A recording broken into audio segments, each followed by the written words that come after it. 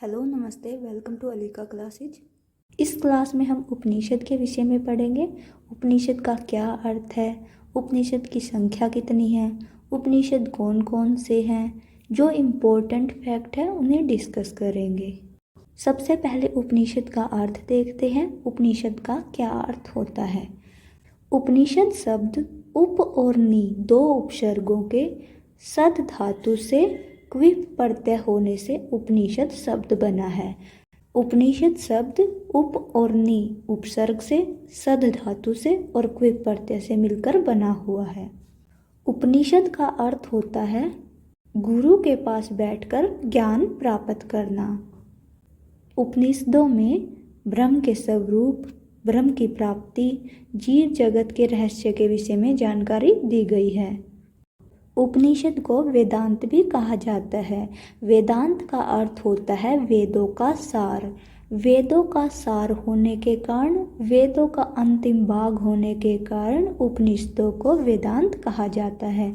आप सब वेदों के विषय में जानते हैं। वेदों की रचना के बाद ब्राह्मण ग्रंथों की रचना हुई थी। ब्राह्मण ग्रंथों के बाद आर्य ग्रंथों की रचना हुई थी। उसके बाद उपनिषद की रचना हुई थी। वेदों का अंतिम रूप होने के कारण उपनिषद को वेदांत कहा जाता है। उपनिषदों में आत्मा के गंभीर विषयों का विस्तार से वर्णन किया गया है। उपनिषदों की संख्या 108 मानी गई है। उपनिषदों की जो 108 संख्या है वो मुक्ति को उपनिषद के अनुसार मानी जाती है। अलग अलग ग्रंथों में उपनिषदों की संख्या अलग अलग बताई गई है। जो 108 संख्या प्रमाणिक मानी जाती है वो मुक्ति को उपनिषद के अनुसार मानी जाती है। क्वेश्चन पूछा जाता है, उपनिषदों की संख्या 108 मानी गई है, किस उपनिषद के द्वारा ऐसा माना जाता है। मुक्ति को उपनिषद में उपनिषदों की संख्या 108 बताई गई है। मुख्य रूप से जो उपनिषदों की संख्या है वो 11 होती है। शंकराचार्य ने 10 उपनिषदों पर भाष्य लिखा है। शंकराचार्य ने जिन 10 उपनिषदों पर भाष्य लिखा है उन्हें ही प्रमाणिक और मुख्य माना जाता है। अब हम उन उपनिषदों के नाम पढ़ेंगे और पढ़ेंगे कि कौन सा उपनिषद किस वेद से संबंधित है। यह आपको जो श्लोक दिया गया है, इस श्लोक में कुछ नाम लिखे हुए हैं। ये नाम उन्हीं उपनिषदों के हैं जिन पर शंकराचार्य ने भाष्य लिखा है।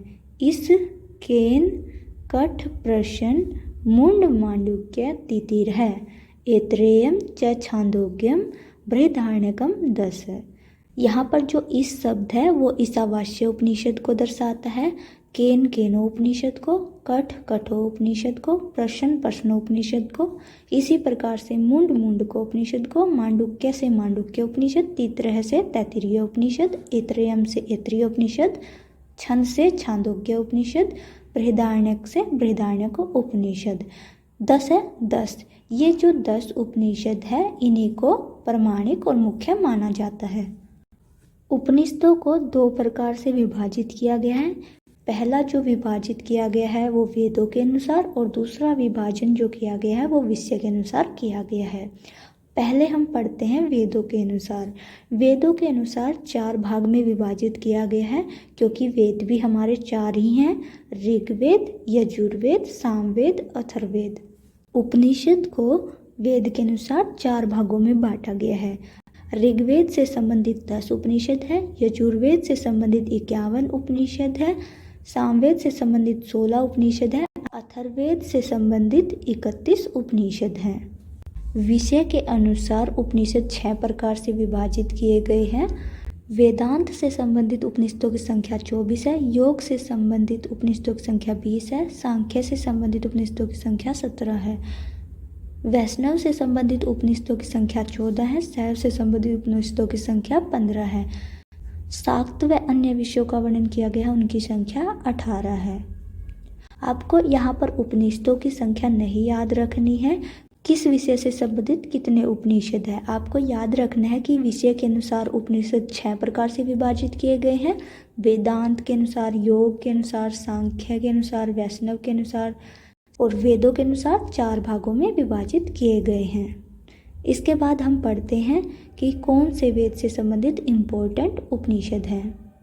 ऋग्वेद से संबंधित उपनिषदों के विषय में पढ़ने से पहले उपनिषद वाक्य साहकोश ग्रंथ के अनुसार उपनिषदों की संख्या 223 है।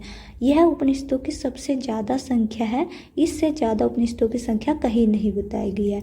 मुख्य रूप से जो मानी जाती है वो 108 मानी जाती है, और 108 जो हमें पता चलती है उपनिषदों की संख्या, वो मुक्तिका उपनिषद से पता चलती है। और जो 223 है वो उपनिषद वाक्य साहकोश ग्रंथ के अनुसार मानी जाती है।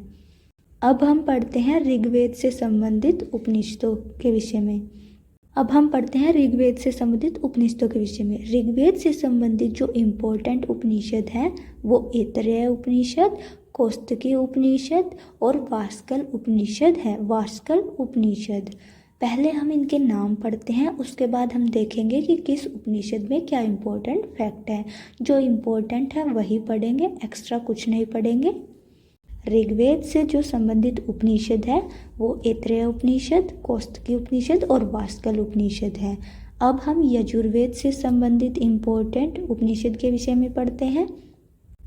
यजुर्वेद से संबंधित उपनिषद ईशावास्य उपनिषद, बृहदारण्यक उपनिषद, कठोपनिषद, तैत्तिरीय उपनिषद, श्वेत उपनिषद, मैत्रायणीय उपनिषद। यजुर्वेद दो भागों में विभाजित है, शुक्ल यजुर्वेद और कृष्ण यजुर्वेद। ईशावास्य उपनिषद और बृहदारण्यक उपनिषद शुक्ल यजुर्वेद से संबंधित है, और जो कठोपनिषद, तैत्तिरीय उपनिषद, श्वेत अश्वेत, मैत्रायणी उपनिषद है यह कृष्ण यजुर्वेद से संबंधित उपनिषद है। यजुर्वेद से संबंधित सभी उपनिषद इम्पोर्टेंट है, इनसे क्वेश्चन पूछा जाता है। इसके बाद हम सामवेद से संबंधित उपनिषद के विषय में पढ़ते हैं। सामवेद के दो ही इम्पोर्टेंट है, केनो उपनिषद, छांदोग्य उपनिषद। सामवेद से संबंधित उपनिषद है केनो उपनिषद, छांदोग्य उपनिषद। अब हम अथर्ववेद के उपनिषद देख लेते हैं। अथर्ववेद से संबंधित जो इम्पोर्टेंट उपनिषद है वो 3 है, प्रश्नोपनिषद, मुंडकोपनिषद, मांडुक्य उपनिषद।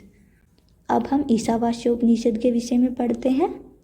अभी तक हमने प्रत्येक वेद के अनुसार उसके जो इम्पोर्टेंट उपनिषद है उनके नाम पढ़े। अब हम पढ़ेंगे किस उपनिषद में क्या इम्पोर्टेंट है और क्या क्वेश्चन पूछा जाता है। ईशावास्य उपनिषद शुक्ल यजुर्वेद से संबंधित है। यह इम्पोर्टेंट है। सबसे पहला जो क्वेश्चन बनता है उपनिषदों से यही बनता है कि कौन सा उपनिषद किस वेद से संबंधित है। ईशावास्य उपनिषद शुक्ल यजुर्वेद से संबंधित उपनिषद है। यह सबसे प्राचीन यानी कि सबसे पुराना उपनिषद माना जाता है। ईशावास्य उपनिषद में 18 मंत्र है। यह क्वेश्चन भी पूछा जाता है कि ईशावास्य उपनिषद में कितने मंत्र हैं। 18 मंत्र हैं।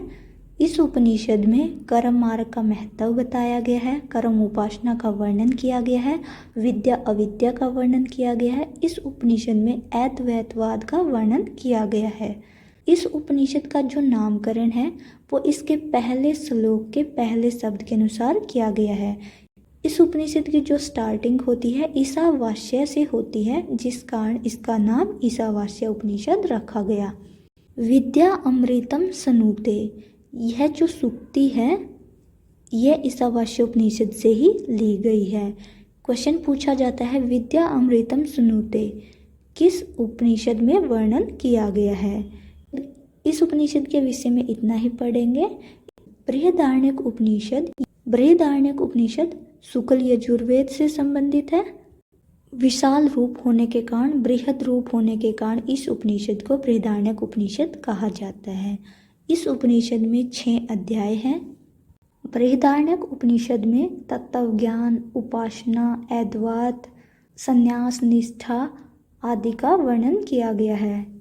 इस उपनिषद में कुछ संवाद का वर्णन किया गया है।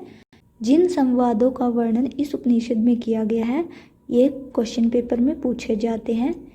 डायरेक्ट पूछा जाता है कि कौन सा संवाद किस उपनिषद में वर्णन किया गया है, यानी कि आपको संवाद का नाम दे दिया जाता है। जैसे गार्ग्य अजातशत्रु संवाद किस उपनिषद में वर्णित है। गार्ग्य अजातशत्रु का संवाद, जनक याज्ञवल्क्य का संवाद, जयभाली श्वेतकेतु संवाद, यह सब संवाद बृहदारण्यक उपनिषद में वर्णन किया गया है। इन सब संवादों का बृहदारण्यक उपनिषद में वर्णन मिलता है। गार्ग्य अजातशत्रु संवाद में जो अजातशत्रु है वो राजा है, गार्ग्य ऋषि हैं। जनक याज्ञवल्क्य संवाद में याज्ञवल्क्य ऋषि हैं, जनक राजा हैं। इन तीनों में जो कॉमन है वो यही है कि सभी में आत्मा के विषय में बताया गया है। जो इम्पोर्टेंट है वो यही है कि कोई भी संवाद दे दिया जाएगा और पूछा जाएगा कि किस उपनिषद से संबंधित है। इसमें आपको जो याद रखना है वो संवाद ही याद रखने हैं कि कौन सा संवाद बृहदारण्यक उपनिषद से लिया गया है। गार्ग्य अजातशत्रु संवाद, जनक याज्ञवल्क्य संवाद, 46 श्वेतकेतु संवाद, ये सब संवाद बृहदारण्यक उपनिषद में, इन सब संवादों का वर्णन बृहदारण्यक उपनिषद में किया गया है। इस उपनिषद के विषय में इतना ही पढ़ेंगे। नेक्स्ट जो पढ़ते हैं कठोपनिषद। कठोपनिषद कृष्ण यजुर्वेद से संबंधित उपनिषद है। इस उपनिषद में 2 अध्याय हैं, 6 वलियां हैं। प्रत्येक अध्याय में 3 वली हैं, जिसके कारण 6 वलियां हैं। इस उपनिषद में भी आत्म तत्वों का वर्णन किया गया है, ब्रह्म विद्या का वर्णन किया गया है, ज्ञान प्राप्ति के 2 मार्ग श्रेय और प्रेय मार्ग का विस्तार से वर्णन किया गया है। इस उपनिषद में जो सबसे इम्पोर्टेंट क्वेश्चन पूछा जाता है, नचिकेता की कहानी, नचिकेता का उपाख्यान। डायरेक्ट क्वेश्चन पूछा जाता है, नचिकेता का वर्णन कहाँ किया गया है। कठोपनिषद में नचिकेता के उपाख्यान की जानकारी मिलती है। नचिकेता और यमराज का वर्णन किया गया है। नचिकेता के द्वारा यमराज से 3 वर मांगे जाते हैं। ये तीनों वर इम्पोर्टेंट है। पहला जो वर है वो पितृपरितोष है। पितृपरितोष यानी कि नचिकेता के पिता दुखी हैं, नचिकेता चाहता है कि उनके पिता का दुख दूर हो जाए। दूसरा जो वर है यज्ञ विद्या का ज्ञान है, यानी कि उन्हें अग्नि का और यज्ञ विद्या का ज्ञान हो जाए। तीसरा जो वर है जो नचिकेता यमराज से मांगते हैं, आत्मा का ज्ञान। एक बार फिर से देख लीजिए, पहला जो है पितृपरितोष, दूसरा यज्ञ विद्या का ज्ञान और तीसरा जो वर है आत्मा का ज्ञान। तीनों वर इम्पोर्टेंट है, इसे ध्यान रखना है। जब यमराज के द्वारा नचिकेता को आत्मा का ज्ञान दिया जाता है तब शरीर की नश्वरता का वर्णन किया जाता है कि जो शरीर है वो नष्ट हो जाता है, 5 तत्वों से मिलकर बना हुआ है और उन 5 तत्वों में ही विलीन हो जाता है। इस उपनिषद के विषय में इतना ही पढ़ेंगे। इसमें जो इम्पोर्टेंट है वो यही है कि इसमें नचिकेता का वर्णन किया गया है और नचिकेता और यमराज से नचिकेता द्वारा यमराज से 3 वर मांगे जाते हैं। अब हम तैत्तिरीय उपनिषद के विषय में पढ़ते हैं। तैत्तिरीय उपनिषद कृष्ण यजुर्वेद से संबंधित है। इस उपनिषद में 3 वलियां हैं। इन 3 वलियों के नाम है शिक्षावली, ब्रह्मानंद वली, भृगुवली। डायरेक्ट क्वेश्चन पूछा जाता है कि ब्रह्मानंद वली किस उपनिषद से संबंधित है, भृगुवली किस उपनिषद में वर्णित है। ये जो तीनों वलियां हैं तैत्तिरीय आरण्यक से ली गई हैं। तैत्तिरीय आरण्यक में 10 प्रपाठक हैं। उन 10 प्रपाठक में जो 7वां प्रपाठक है उसे शिक्षावली का नाम दिया गया है। जो 8वां प्रपाठक है, प्रपाठक आप अध्याय को मान लीजिए, जो 8वां प्रपाठक है वो ब्रह्मानंद वली के नाम से जाना जाता है और जो 9वां प्रपाठक है उसे भृगुवली का नाम दिया गया है। शिक्षावली में शिक्षा के विषय में वर्णन किया गया है, गुरु और शिष्य का वर्णन किया गया है, शिष्य द्वारा शिष्टाचार के पालन का वर्णन किया गया है। ब्रह्मानंद वली में आत्मा का वर्णन किया गया है, ब्रह्म विद्या का वर्णन किया गया है। ब्रह्मानंद वली में ब्रह्म विद्या का वर्णन किया गया है, ब्रह्म का स्वरूप बताया गया है। ब्रह्मानंद वली में 5 कोशों का वर्णन किया गया है। इन 5 कोशों के नाम है प्राणमय कोश, अन्नमय कोश, मनोमय कोश, विज्ञानमय कोश, आनंदमय कोश। इन कोशों को ही, ये जो 5 कोश हैं, प्राणमय कोश, अन्नमय कोश, मनोमय कोश, विज्ञानमय कोश, आनंदमय कोश, इन्हीं को ब्रह्म कहा जाता है। ये 5 कोश ही ब्रह्म है। भृगुवली, भृगुवली में भृगु और वरुण का संवाद है। भृगु पुत्र है और वरुण भृगु का पिता है। वरुण के द्वारा अपने पुत्र भृगु को आत्मा के विषय में जानकारी दी जाती है। क्वेश्चन पूछा जाता है भृगु और वरुण का संवाद किस उपनिषद में वर्णित है। तैत्तिरीय उपनिषद में, क्योंकि जो भृगुवली है इसमें भृगु और वरुण का संवाद है। संवाद होता है कन्वर्सेशन। भृगु वरुण संवाद भृगुवली में तैत्तिरीय उपनिषद में दिया गया है। इस उपनिषद के विषय में इतना ही पढ़ेंगे। नेक्स्ट जो पढ़ते हैं मैत्रायणीय उपनिषद।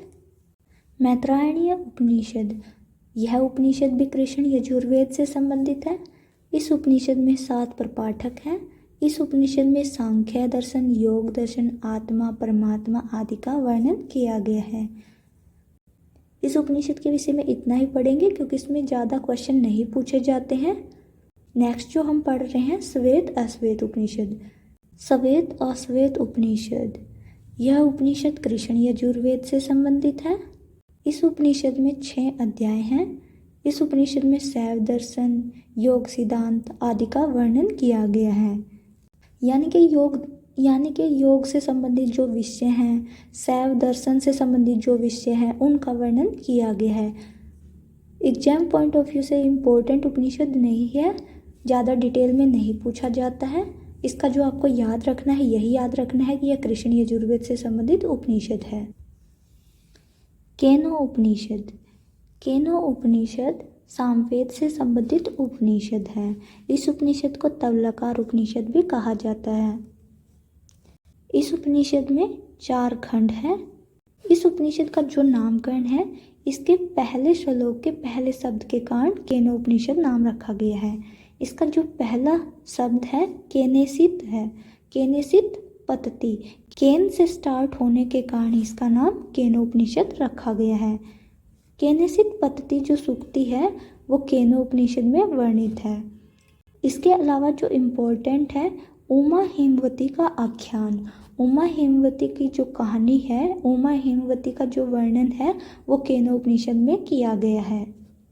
इस उपनिषद में उपास्य ब्रह्म, निर्गुण ब्रह्म का वर्णन किया गया है, उनका अंतर दिखाया गया है, ब्रह्म के रहस्य का वर्णन किया गया है। सभी उपनिषदों में ब्रह्म के विषय में, आत्मा के विषय में ही वर्णन किया गया है। केनो उपनिषद में उमा हिमवती का आख्यान है, यानी कि उमा हिमवती का जो आख्यान है वो केनो उपनिषद में वर्णन किया गया है। इस उपनिषद के विषय में इतना ही पढ़ेंगे। पर्सनो उपनिषद।